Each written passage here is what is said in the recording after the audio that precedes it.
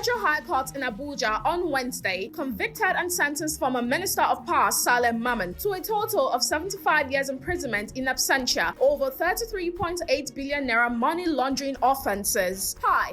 Welcome to What's Happening. These are our top 10 stories countdown today. At number 10, the UN Rights Chief on Wednesday demanded independent investigations into reports that separate airstrikes by the Nigerian and Chadian armies in northern Nigeria killed dozens of civilians. The Nigerian military and the bandit gangs in its fighting killed around 100 civilians on Sunday in one of the bloodiest single days of the country's conflict against armed groups, sources across the country told AFP. Amnesty International's Nigeria chapter said that Nigerian military airstrikes on a crowded market in the northwestern Zamfara state, reportedly controlled by criminal gangs, had killed at least 100 civilians. At number 9, Sebastian Sawe, who became the first person to run a marathon in under 2 hours, will compete at the Berlin Marathon in September, race organizers announced on Wednesday. The 31-year-old Kenyan smashed the previous world record when he ran the London Marathon in 1 hour, 59 minutes, 30 seconds in April, wearing a new model of super shoes. Now he will doubtless set his eyes on further lowering his historic time on September 27th at the Berlin Marathon, which is known for producing world records due to its flat course with relatively few corners. At number 8, President Bola Tinubu has hailed the growing economic ties between Nigeria and France after bilateral trade between both countries reached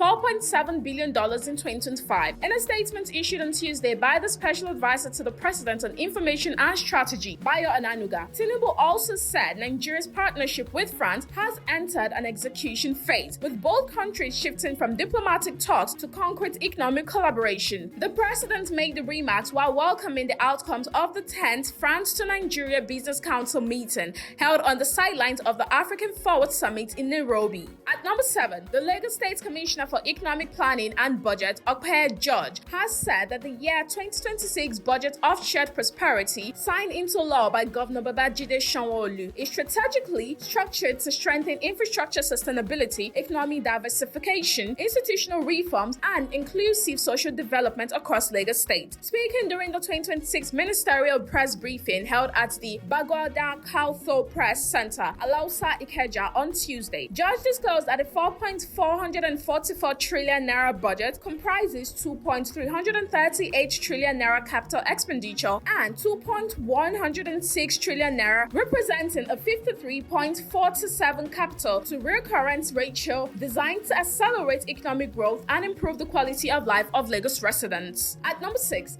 fresh data from Nigerian Midstream and Downstream Petroleum Regulatory Authority has shown that the Dangote Petroleum Refinery and petrochemicals exported an estimated 1.66 billion liters of refined petroleum products in April 2026. This came amid mounting tensions in the Middle East and fears of possible disruption to global fuel supply route, following the growing conflict involving the United States and Iran. An analysis of the NMDPRA's April 2026 fact sheet by our correspondent showed that the country exported about 513 million liters of premium motor spirit, popularly called petrol, 534 million liters of automotive gas oil, also known as diesel, and 615 million liters of aviation fuel within the month under review. At number 5, the Nigeria Democratic Congress has announced that aspirants seeking to contest for the party's presidential ticket ahead of the 2027 general elections will pay a total of 60 million naira for its expression of interest and nomination forms, according to the timetable and schedule of fees released by the party on Tuesday and jointly signed by its national chairman, Senator Moses Wugele, and the national secretary, Barrister Ikenna Enewiezu. Presidential aspirants are to pay 20 million naira for the expression of the interest form and 40 million naira for the nomination form. At number 4, the federal government on Tuesday, under the Presidential Power Initiative, inaugurated the Siemens Energy Education and Development Training Facility in Abeokuta, with plans to train no fewer than 6,000 energy professionals to boost capacity in Nigeria's power sector. Speaking at the inauguration, the Director of Human Resources Management, the Federal Ministry of Power, Samalia Nasiru, said the event represented more than the opening of a facility, describing it as a strong commitment to the future of Nigeria's energy sector. Nasiru explained that the mandate of the Presidential Power Initiative is focused on the modernization and and expansion of Nigeria's power infrastructure. At number 3, residents of the Hotoro area of Kano were left in shock after a woman allegedly set her co-wife and 2 children ablaze. The incident occurred late on Monday night in the May Alo area of Hotoro. The victims, a woman aged 28 and her 2 children 7 and 3, are currently receiving treatment at a national orthopedic hospital, Dala and Murtala Mohammed Specialist Hospital. Their father also sustained burns while attempting to rescue them. He is currently undergoing treatment. At number 2, Nigeria has again failed to meet its 1.5 million BPD crude oil production quota approved by the Organization of the Petroleum Exporting Countries. In its national liquid hydrocarbon production report released on Tuesday, the Nigerian Upstream Petroleum Regulatory Commission disclosed that average daily crude oil production hovered around 1.4 million BPD, representing about 99% of the OPEC quota. In a contrast, total production including condensate stood at about 1.6 million BPD in April. The development comes amid sustained efforts by the federal government and industry operators to ramp up production to 2 million BPD to boost revenue, strengthen foreign exchange earnings, and support the implementation of the 2026 budget. At number 1, the Federal High Court in Abuja on Wednesday convicted and sentenced former Minister of Power, Saleh Mamman, to a total of 75 years imprisonment in absentia over 33.8 billion naira money laundering offenses linked to the Zungeru and Mambila hydroelectric power project. The trial judge, Justice James Omotosho, found Mamman guilty on all 12 counts filed by the Economic and Financial Crimes Commission, bordering on conspiracy and money laundering,